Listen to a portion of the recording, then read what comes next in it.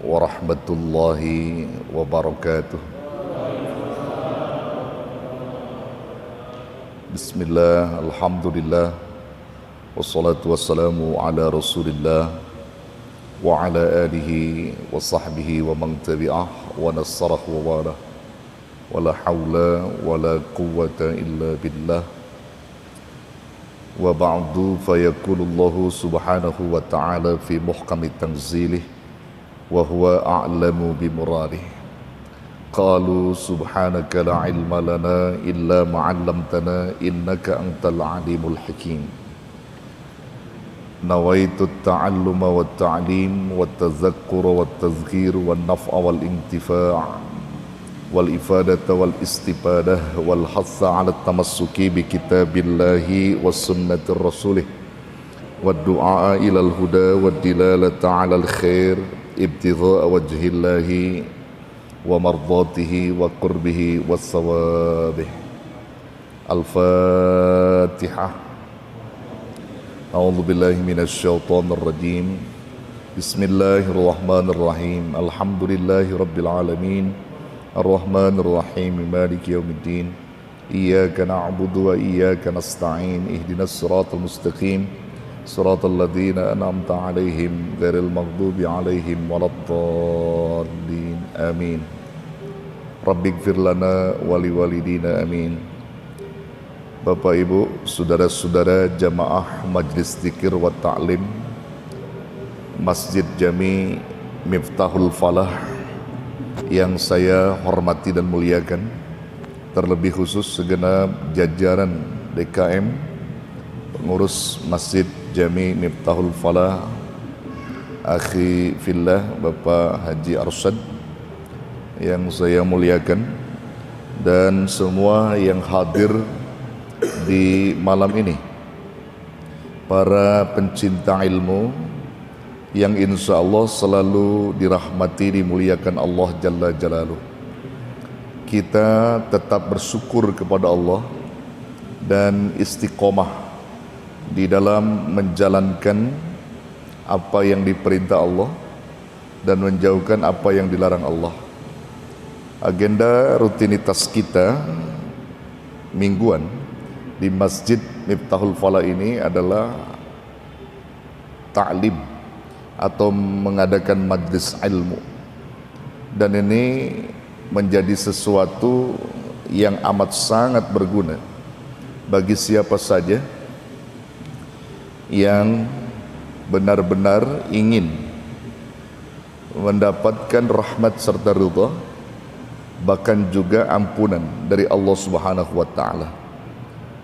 Karena ketika di satu kampung itu tanpa ada ilmu-ilmu Allah yang disampaikan, maka keberkahan kampung itu telah hilang. Dengan adanya majlis ilmu, maka Allah turunkan barakah, dan barakah khusus bagi orang-orang yang mencari ilmu, bahkan orang-orang yang ada di sekitarnya pun mendapatkan keberkahan sekalipun mereka tidak hadir. Maka malu sebenarnya ketika manusia berada di majlis ilmu lalu kemudian dia mendapat berkah dari majlis itu tapi dia sendiri enggak hadir. Malu sebenarnya. Nah, bagi orang-orang yang hadir itu amat sangat berguna, bahkan keberkahannya itu terikat. Jadi terikat dari Allah kepada mereka. Nah, itulah pentingnya majlis ilmu.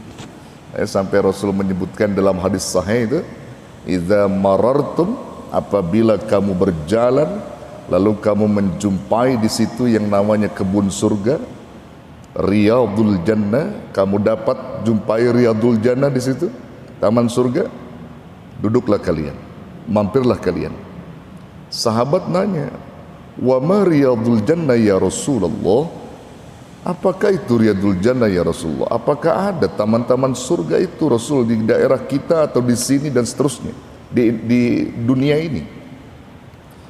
Jawab Rasul, ada, yaitu qilahu dzikr, majalisil alim, yaitu tempat-tempat yang diucapkannya peringatan-peringatan, artinya ilmu-ilmu Allah, tempat di mana diucapkannya, disampaikannya dakwah-dakwah, tempat di mana disampaikannya ayat-ayat Allah, hadis-hadis Rasul. Nah, itulah raudhah min riyadil jannah, taman daripada taman surga. Maka sahabat ketika itu tercengang, saudara, ketika mendengar Rasul menyebutkan bahwa ada taman-taman surga di dunia ini, yaitu majlis ilmu. Mampirlah kamu, kata Rasulullah, karena di situ akan menggugurkan dosa kalian, menambahkan pahala kalian yang tidak bisa diukur, bahkan juga mendapatkan keberkahan-keberkahan dari Allah Subhanahu wa taala. Masya Allah. Nah, ini menjadi satu kekuatan, saudara, ya. Nah, lagi-lagi saudara yang dirahmati Allah, bahwa memang semua itu kembali kepada kita atas dasar nikmat iman dan Islam yang ada dalam kolbu, dalam hati kita. Dan nikmat Islam ini yang dapat menghantarkan datangnya taufik dan hidayah, hidayah dan taufik. Kedua nikmat iman Islam yang telah ada dalam hati setiap manusia, dalam hal ini adalah Islam, dia didatangkan oleh Allah, nikmat itu, lalu kemudian dua nikmat itu menghantarkan datangnya taufik dari Allah. Datangnya taufik. Ada yang namanya taufik di sini? Taufik, ada namanya taufik sini? Ada ya? Wow. Nggak ada ya? Sekomplek nggak ada nama taufik ya? Nah, taufik itu mahal, saudara. Sampai-sampai taufik yang dimaksudkan dalam penjelasan ini disebutkan, taufik yang dimaksud itu adalah khalqu qudrati ta'ati lil abdi. Jadi taufik itu adalah satu kemampuan yang diberi oleh Allah kepada seorang hamba untuk bangkit taat kepada Allah, untuk benar-benar menjalankan perintah Allah dengan khusyuk dan ikhlas, sehingga bagi mereka itu mudah di dalam menjalankan ketaatan dari Allah. Ketika Allah perintah sholat, gampang. Ketika Allah perintah untuk taklim, mudah bagi dia. Ketika Allah suruh membaca Quran, mudah bagi dia. Ketika Allah perintah sedekah, mudah bagi dia. Ketika Allah larang mereka untuk meninggalkan segala bentuk maksiat, mudah bagi mereka meninggalkan maksiat, lantaran mereka itu ada taufik. Khalqu qudrati ta'ati lil abdi, mahal, saudara, mahal. Tapi orang ketika tidak ada taufik, sudah dipastikan kenikmatan iman Islamnya pun kosong. Kenikmatan iman Islam kosong. Kalau dia udah nggak ada taufik, diajak bagaimanapun tidak akan pernah mau, nggak akan pernah bisa. Disuruh berjamaah, ogah. Disuruh zikir, ogah. Disuruh taklim, ogah. Disuruh sedekah, ogah. Kenapa? Karena kosong daripada taufik. Jadi mahal taufik itu. Dan taufik itu didapatnya karena diproses, ya, proses untuk mendapatkannya, dicari, dipikat gitu. Kalau bahasa orang sekarang tuh dipikat taufik itu, dipikat gitu, dipancing dengan semangat juang kita, baru taufik turun. Tanpa adanya semangat dan jihad, taufik nggak bakal diturunin sama Allah. Dan di mana taufik itu berada? Maka ketika ditanya di mana taufik itu berada, ada pada diri orang-orang soleh, orang-orang alim, dan tempat-tempat yang dimana tempat itu dibacakan tilawatul Quran, dibacakan zikir kepada Allah, disampaikannya ilmu-ilmu Allah, disitulah ada taufik. Kalau nonton TV ada taufik enggak? Nonton TV enggak ada. Nongkrong di jalan ada taufik enggak? Nggak ada. Berapa banyak orang malam ini yang punya kesempatan untuk bisa hadir, tapi dia nggak bisa hadir lantaran tidak ada taufik. Jadi taufik itu mahal, saudara. Saking mahalnya, hanya satu yang disebut Allah dalam Al-Quran yang begitu banyaknya. Quran ada 30 juz, 114 surah, 6.666 ayat. Hanya satu kalimat taufik yang berarti khalqu qudrati ta'ati lil abdi, satu ayat saja disebut Allah. Di mana itu? Dalam surah Hud. Nanti ayatnya cari. Dalam surah Hud Allah tulis kata taufik di situ. Wa ma taufiqi illa billah alaihi tawakkaltu wa ilaihi unib. Dan tidak ada yang mendatangkan taufik itu kecuali Allah. Maksudnya di situ taufik yang dimaksud ayat itu adalah khalqu qudrah at-ta'ati lil abdi, satu bentuk kekuatan yang diberi oleh Allah kepada seorang hamba untuk bangkit taat. Itu yang dimaksud taufik. Tidak ada yang dapat memberikan taufik kecuali Allah dalam ayat itu. Alaihi tawakkaltu, dan kepadanya aku berserah diri, bertawakal. Wa ilaihi unib, dan kepadanya kami kembali. Aku kembali dan bertobat kepada Allah. Tuh, saudara, saking mahalnya hanya satu ayat saja yang disebut oleh Allah. Makanya ini kesempatan, saudara, kesempatan bagi kita. Nah, lantas bagaimana kalau ada orang misalnya mengakui Allah sebagai Tuhan, Nabi sebagai nabinya, kitab Quran sebagai kitabnya, Islam sebagai agamanya, dia akui dan dia imani. Apakah ada taufik? Belum. Di saat orang mengakui Quran adalah kitab suci saya sebagai muslim, ya, kemudian Allah Tuhan saya yang saya sembah, ketika dia ngomong dan mengakui itu tanpa ada praktikum dalam ketaatan, maka berarti dia belum ada taufik. Belum ada taufik. Nah, ini saya mau angkat sedikit sebelum ini kita mau angkat hadis apa namanya, kajian tauhid, saya arahkan ke situ dulu, ya. Nah, saudara, Abu Jahal kenal nggak? Kenal nggak Abu Jahal? Kenal ya? Kenal di mana itu? Abu Jahal paman Nabi. Abu Jahal itu nama kunyahnya, nama kunyah itu nama poyokan, kalau orang betul bilang nama yang sudah disematkan oleh Rasulullah itu namanya, nama dia itu Abu Jahal. Itu Abu Jahal itu bapak jahil, bapak bodoh, itu sematan dari Rasulullah, itu kunyahnya dari Rasulullah. Ada lagi Abul Hakam, ya, Abul Hakam itu juga termasuk Abu Jahal. Nah, bapak yang selalu menentukan hukum-hukum karena kuasa dia, otoriternya dia. Nah, itu Abu Jahal. Cuman Abul Hakam ini nggak dipakai, Pak. Yang terkenalnya yang jeleknya itu Abu Jahal. Nama aslinya itu Umar atau Amr, Umar. Nama aslinya itu Umar bin Abdul Muttalib bin Khisam. Umar bin Khisam, Umar bin Abdul Muttalib. Nah, itu paman Nabi itu, ya. Itu namanya Abu Jahal. Nama aslinya Umar. Makanya ketika Rasulullah berdoa, ada dua Umar yang menjadi jargon Quraisy ketika itu. Kalau salah satu atau kedua-duanya bisa masuk Islam, maka Islam akan diunggulkan oleh Allah. Artinya dia akan bisa membantu perjuangan Nabi. Maka Rasul mintanya sebenarnya dua, ya, tapi Allah yang menentukan satu di antara dua yang Nabi minta. Doa Nabi apa? Umar bin Khisam itu, Umar Abu Jahal itu, dan Umar bin Khattab.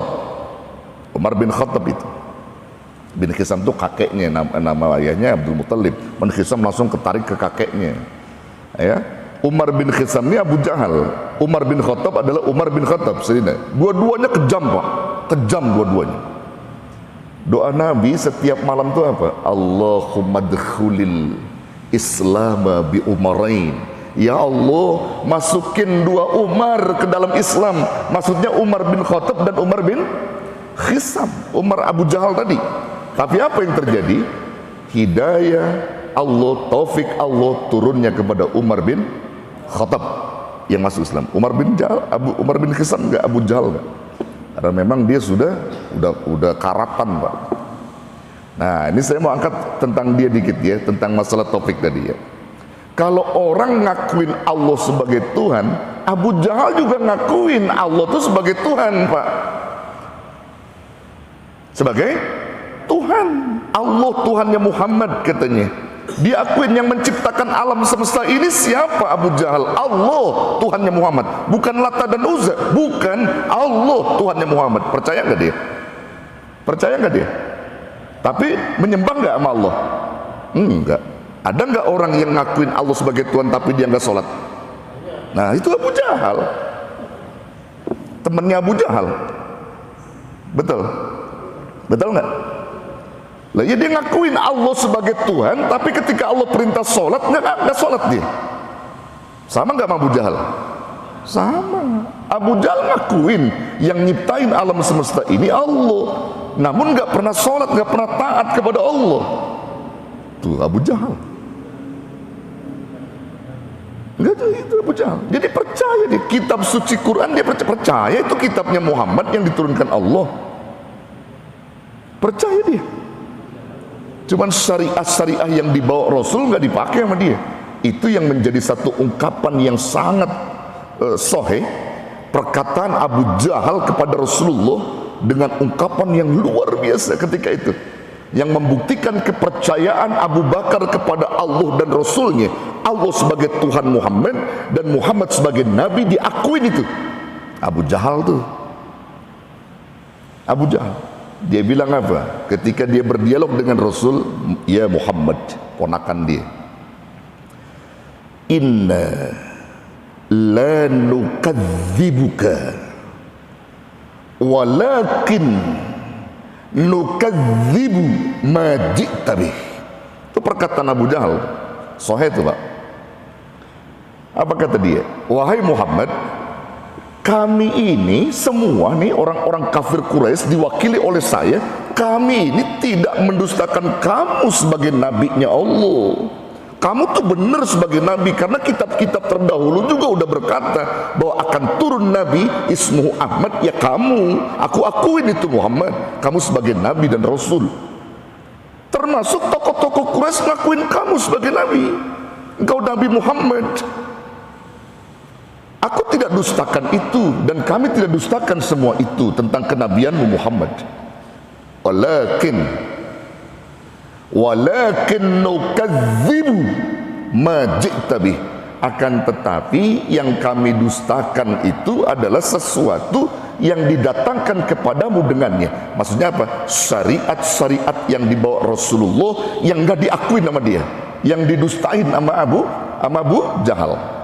Kalau Rasul datang membawa solat, memerintahkan solat atas izin Allah dan atas perintah Allah melalui Qur'annya, dia nggak mau solat. Ketika Rasul perintahkan zakat, dia nggak mau zakat. Ketika Rasul perintahkan untuk melakukan kebaikan, dia nggak pernah melakukan kebaikan. Ketika Rasul perintahkan untuk selalu mengingat Allah, Tuhan yang menciptakan alam, dia nggak lakukan. Itu syariat yang dibawa Rasul yang dia dustakan, saudara. Rasulnya enggak. Nah, pertanyaan saya, banyak nggak orang sekarang yang ngakuin Nabi Muhammad sebagai nabinya? Banyak ya? Banyak nggak? Banyak. Tapi mereka ada nggak ketika Nabi saya Nabi Muhammad, tapi begitu dengar azan Allahu Akbar, lewat kagak sholat? Ada yang begitu? Ada. Ngaku Nabi sebagai Nabi Muhammad diakuin, tapi perintah Nabi untuk mendatangi Raudhah min Riyadil Jannah dia lupakan. Ada yang begitu?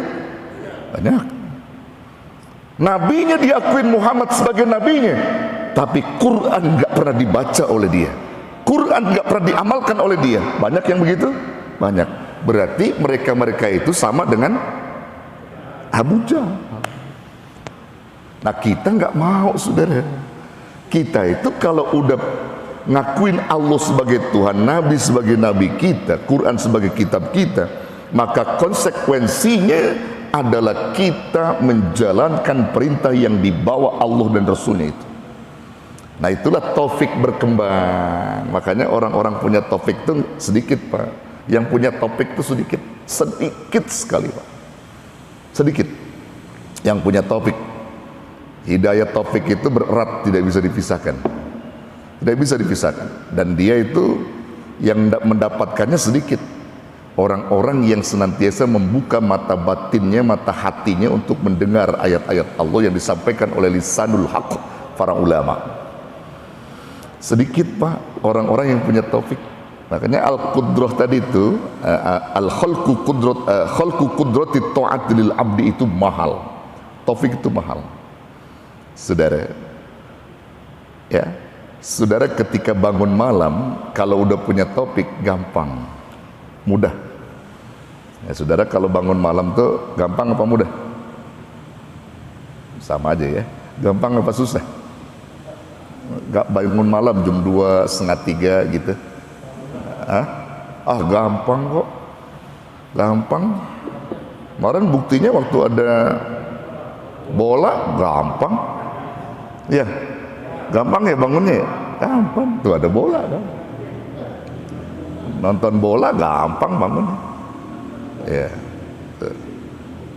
Maka kata ulama bijak begini Pak, kamu sebenarnya nggak sadar Allah tuh sayang sama kamu katanya. Kata ulama-ulama ahli ma'rifat, nggak ada yang tidak bagus bagimu dari Allah, nggak ada. Sabab musabab semua itu menjadi kebaikan. Contohnya apa? Saudara kalau bangun malam mudah, ya pertama sababnya apa? Awalnya pengen kencing atau buang air kecil, betul ya? Sehingga mudah untuk bangkit.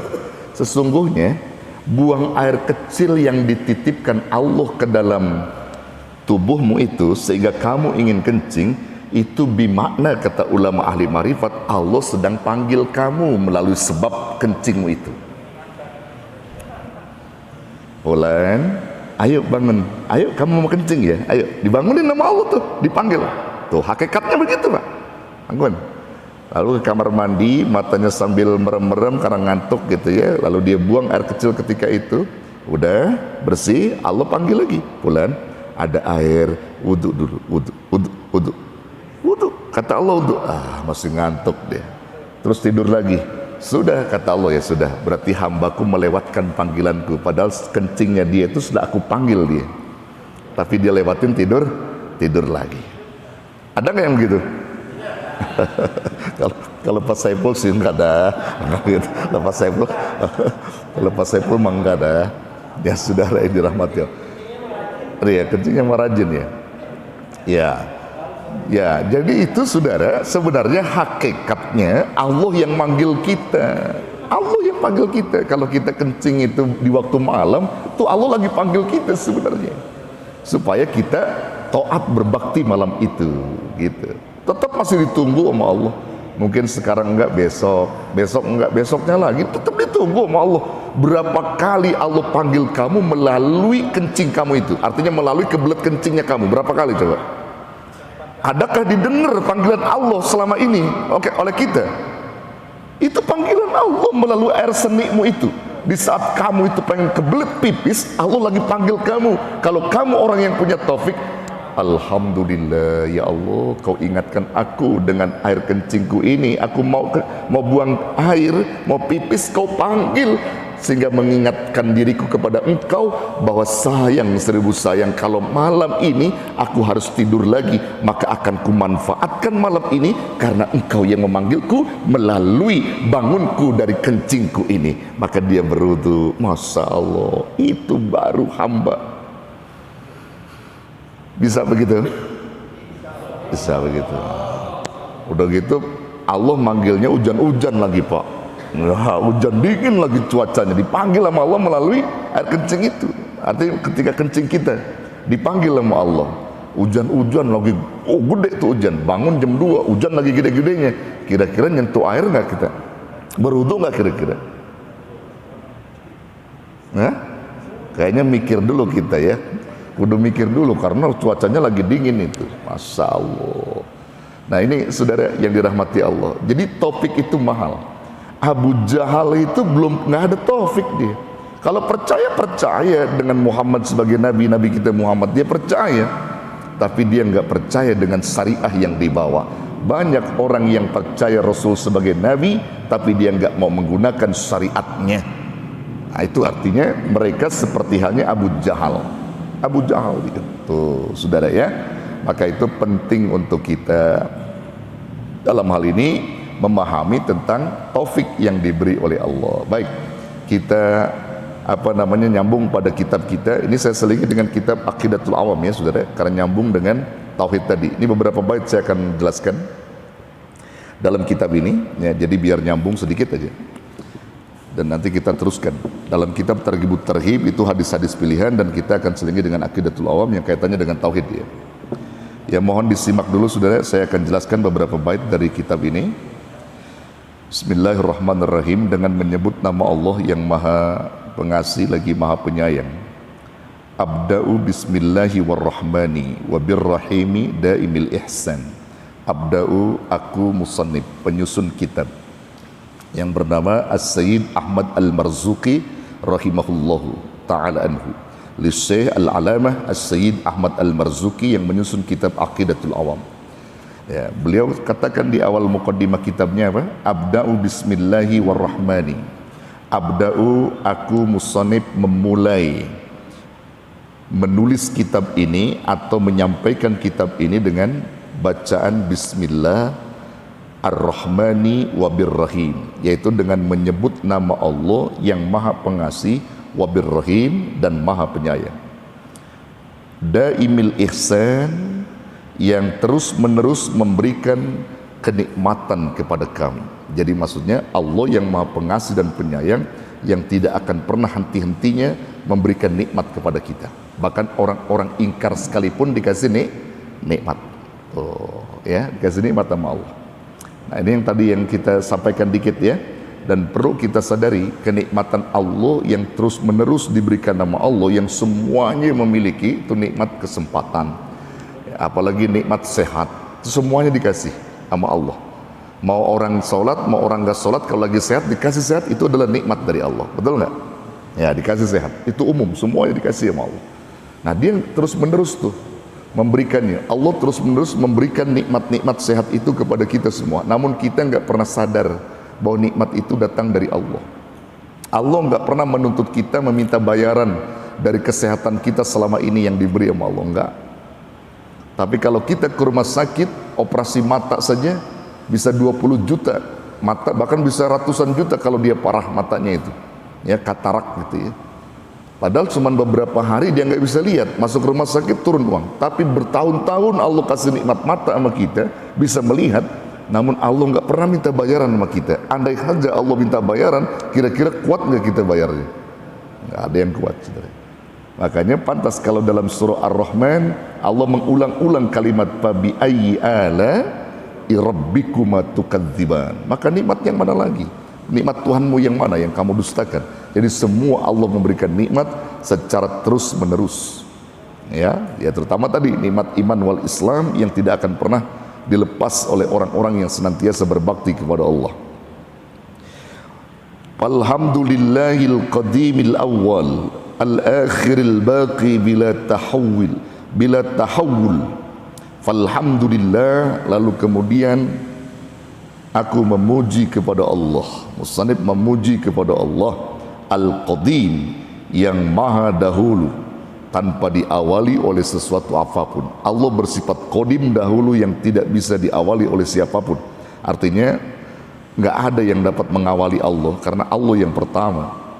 Al-awwal, sebelum adanya sesuatu terjadi, yaitu yang awal, yang pertama. Al-akhir, dan setelah adanya sesuatu yang terjadi, yang akhir. Maksudnya Allah itu bersifat awalan wa akhiran, al-awwalu wal akhir. Itu artinya Allah punya sifat seperti itu. Dan kita harus mengakui, saudara, bahwa Allah yang pertama, yang awal, yang mendahului segalanya. Sementara Allah itu menciptakan segala sesuatunya untuk kita, di mana sesuatu yang diciptakan Allah itu adalah untuk dinikmati oleh hamba-hambanya. Nah, kalau dinikmati itu biasanya kan mengerti siapa yang beri nikmat, betul? Kalau dia menikmati, contohnya misalnya beginilah, contohnya misalnya ya, ini tauhid, saudara. Saudara minum kopi, ya, saudara minum kopi. Ketika saudara minum kopi, tentunya saudara menikmati kopi itu, betul. Lalu teringat kepada yang buat kopi, tuh gitu mestinya, betul nggak? Teringat yang buat kopi, dinikmati kopi itu. Bismillahirrahmanirrahim, dia minum.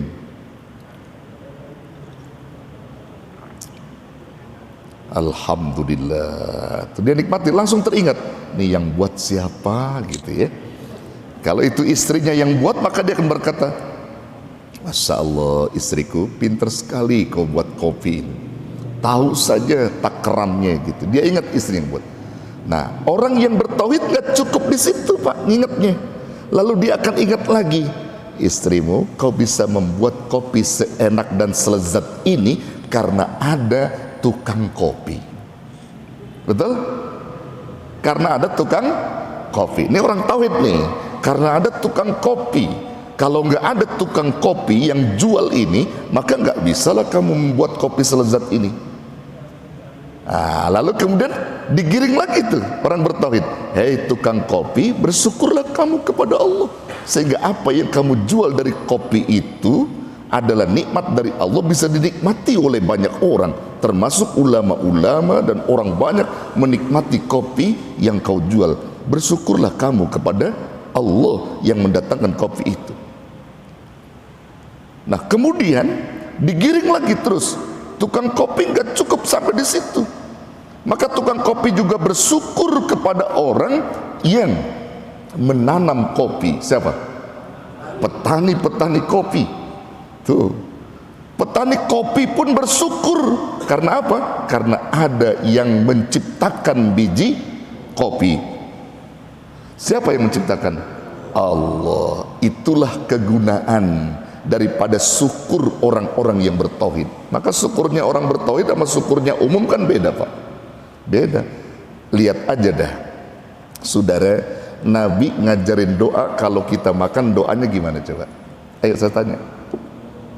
Allahumma barik lana fima rozaqtana wa qina adzabannar. Ini menarik perhatian kita Pak. Nabi ngajarin doa, Allahumma barik lana, ya Allah berkahi kami. Padahal makannya cuma sendiri, tapi hitungannya kami.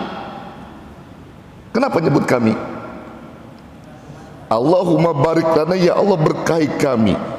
Fima rozaqtana, terhadap sesuatu yang telah engkau anugerahkan kepada kami, serta jauhkan dan hindarkan kami dari siksa api neraka.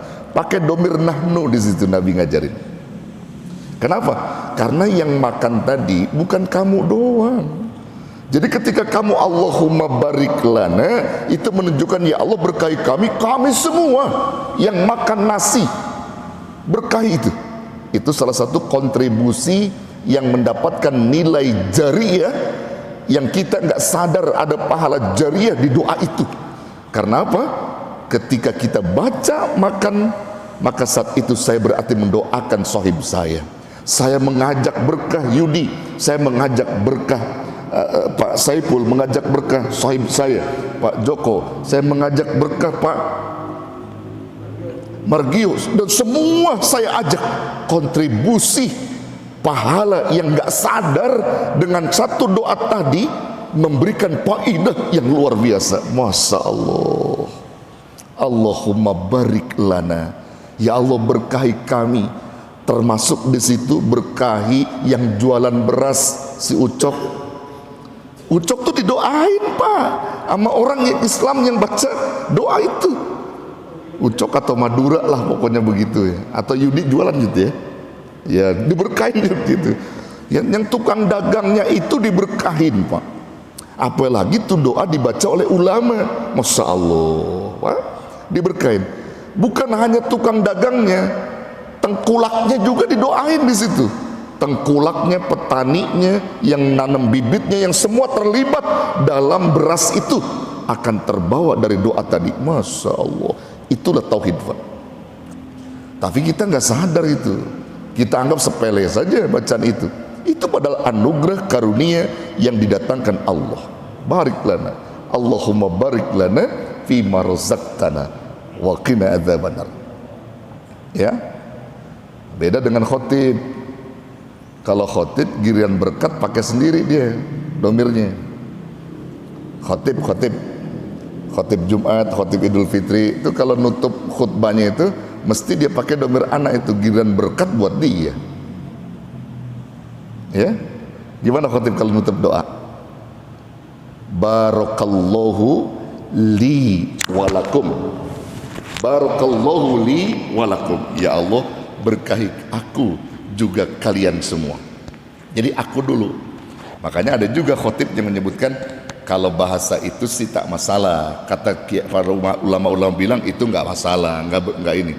Cuman ada juga bahasa orang yang mau menanam kontribusi untuk orang lain, maka dia akan berkata, ya, akan berkata tadi barakallahu lana wali. Barakallahu lana, dia pakai berrahnu boleh, atau barakallahu lakum wali. Ya, semoga Allah turunkan berkah kepada kamu dan aku. Jadi kamu dulu disebut, akunya belakangan. Kalau giliran berkat khotib juga pinter, duluan dulu baru ente gitu. Kalau berkah kan begitu, kita dulu yang mau baru mereka kasih dia. Ya, jadi baca itu tak masalah katanya. Makanya kalau giliran berkat khotib tuh pengennya sendiri dulu baru rame-rame. Ya. Lalu kalau dia baca barakallahu lana boleh-boleh aja. Boleh dia baca barakallahu lana walakum boleh, barakallahu li boleh juga gitu. Cuman disoroti sama ulama-ulama tauhid. Nih orang kontribusinya buat dirinya dulu baru orang lain. Gitu. Kalau ulama tauhid itu dia kontribusinya untuk orang lain dulu baru dia gitu. Nah, seperti itu saudara. Tapi itu tidak menjadi masalah. Nah, ini yang dimaksud saudara dalam kitab ini, bahwa Allah Subhanahu wa taala tadi yang disebutkan oleh musannif yang bersifat qadim, yang awal, yang akhir, al-baqi bila tahawuli, dan Allah yang maha tetap tanpa ada perubahan sedikit pun. Jadi Allah dari dulu segitu ya begitu aja. Jadi kita nggak bisa pernah melacak bagaimana keberadaan Allah, bagaimana diri Allah, zatnya, nggak bisa kita. Kita harus bercerminnya dengan iman. Allah tetap nggak berubah. Yang berubah itu makhluk itu berubah.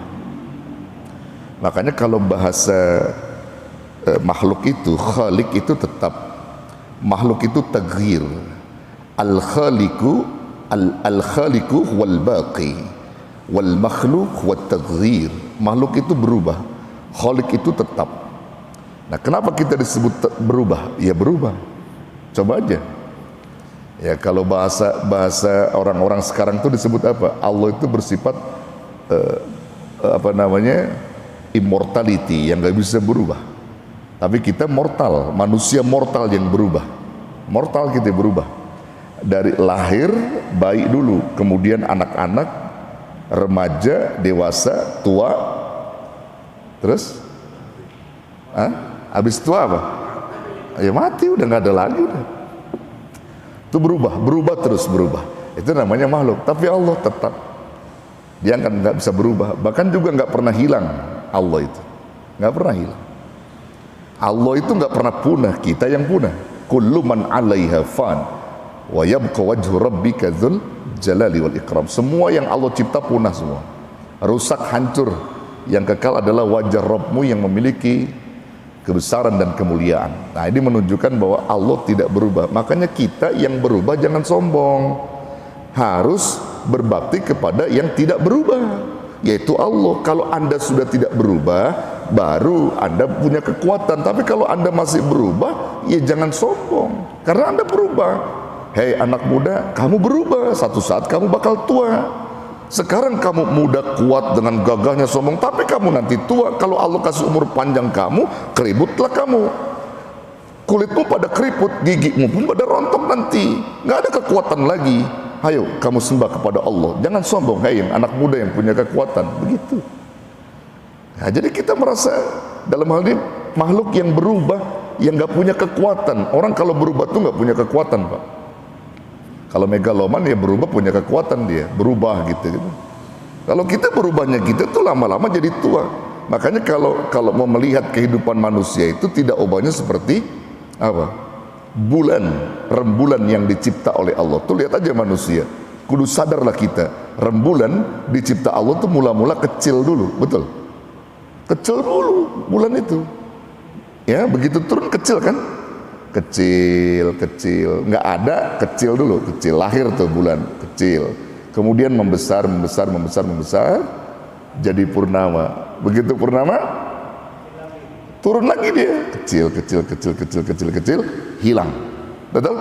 Manusia kehidupannya kata Nabi seperti itu, kecil, remaja, dewasa, tua, mati, hilang, udah, nggak ada lagi.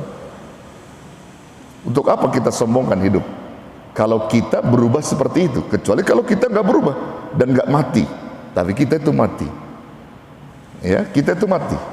Deathlessness, kita itu makhluk yang pasti mati. Endless life, Allah tuh endless life. Allah memiliki kehidupan yang tidak pernah berakhir, sementara kita makhluk deathlessness, pasti mati.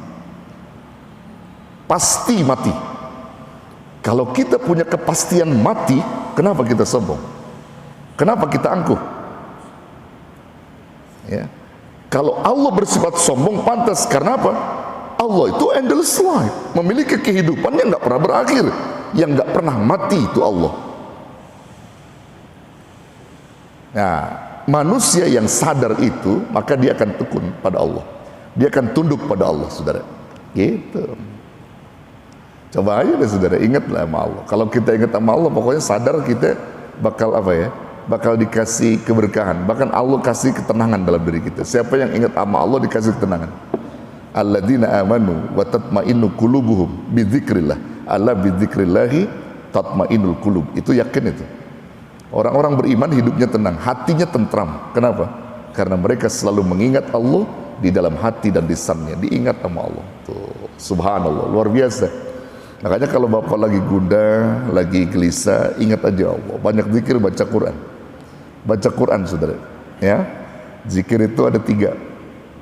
Ada kata kalimat zikir yang dimaksud itu, kan ada disebutkan ada zikir-zikir yang besar gitu ya. Ada zikir-zikir yang besar, yang paling utama Abdulul Zikri gitu ya. Seutama-utamanya zikir yang paling besar itu ada 3 Pak. Ada 3 tingkatan. Yang pertama disebut apa? Zikir yang paling besar adalah salat. Wala dzikrullahi akbar. Satu itu. Tidak ada zikir yang paling hebat, yang paling besar kecuali salat. Itu yang sering dibaca lewat khotib. Kalau habis khotib, salat. Itu zikir yang paling besar. Kenapa? Karena zikir salat itu seluruhnya dibaca. Quran ada, kalimat tasbih ada, kalimat tauhid di situ ada, semua ada, kumpul semua. Maka zikir yang paling besar itu adalah salat. Setelah salat apa? Afdalu zikri tilawatul Quran. Seutama-utamanya zikir kata Nabi membaca Quran. Ini di luar salat. Artinya kalau kamu zikir tadi baca Quran dalam salat, kamu udah masuk zikir yang utama. Nah, nanti di luar salat, kharijas salat, kamu baca Al-Quran. Itu juga zikir yang paling utama, baca Quran. Ya, ini jangan apa namanya, jangan merasa ini Pak. Jadi Quran yang kita baca jangankan 1 ayat, 1 huruf aja mendatangkan pahala kebaikan. Kata Sayyidina Ali, ya, man qara'al Qur'ana wa huwa qa'imun fis shalah kana lahu bi kulli harfin mi'atu hasanatin. Siapa orang membaca Quran posisinya dalam solat, 1 huruf yang dibaca dalam solatnya 100 pahala kebaikan dia bawa. Masya Allah. Solat Pak, 1 huruf dia baca 100 kebaikan didatangkan oleh Allah. Bayangkan coba. Fatihah saja misalnya, Fatihah, pernah nggak ngitung huruf Fatihah saudara? Huruf Fatihah pernah dihitung nggak? Nggak pernah ya. Huruf-huruf di dalam Fatihah itu ada berapa huruf Pak Haji Saiful? Nggak pernah hitung ya. Banyak dah pokoknya, begitu banyak lah ya. Itu kalau 1 huruf aja dibalas 100 pahala kebaikan. Kalau kita baca berulang-ulang sab'ul matsani, Masya Allah, berapa kali? Belum zuhurnya, belum asarnya, tambah lagi ayat-ayat yang lain, surah-surah yang lain di dalam surah kedua. Masya Allah, itu dalam sholat. Bagaimana kalau dia duduk dalam sholat karena udzur syar'i. Nah, itu Sayyidina Ali memberikan apresiasi juga. Orang yang karena udzur syar'i pun dapat pahala. Wa man qara'ahu wa huwa qa'idun fis shalah kana lahu bi kulli harfin khamsuna hasanatin. Siapa orang yang membaca Quran dalam posisi duduk sholat, karena ada udzur tentunya, dia 50 kebaikan dia dapat. Satu huruf yang dibaca 50 kebaikan. Ada juga ulama menyebutkan tetap dia disamakan dengan yang berdiri. Lalu bagaimana ketika dia di luar sholat? Di luar sholat mendapatkan juga. Wa man qara'ahu wa huwa kharijas shalah wa huwa 'ala thaharah. Siapa orang membaca Quran di luar sholat, dia punya wudu, maka satu huruf yang dibawanya, yang dibacanya akan membawa khamsun wa isrin, ya khamsun wa isruna hasanatan, 25 kebaikan. 25 kebaikan dibawa. Nah, kalau di luar sholat nggak punya wudu, misalnya dia menghafal Quran, misalnya begitu, maka 10 kebaikan dia dapat. Subhanallah. Ini kan luar biasa, saudara, ya, ajaran Rasulullah. Nah, jadi zikir yang kedua itu baca Quran.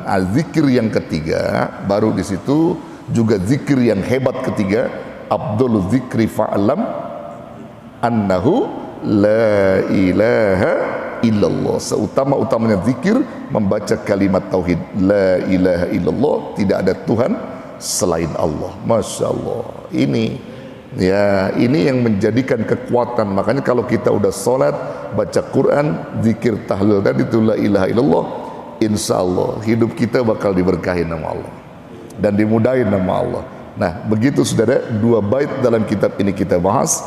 Nanti kita lanjutkan bait-bait berikutnya pada pertemuan yang akan datang insya Allah. Nanti di belakang ada pertanyaan, dipersilakan setelah kita tutup dengan doa, ya. Baik, saya akhiri dulu dengan salam. Kurang lebih mohon maaf. Hadanallahu wa iyyakum ajmain. Wallahu muwaffiq ila aqwamit thoriq. Wassalamualaikum warahmatullahi wabarakatuh.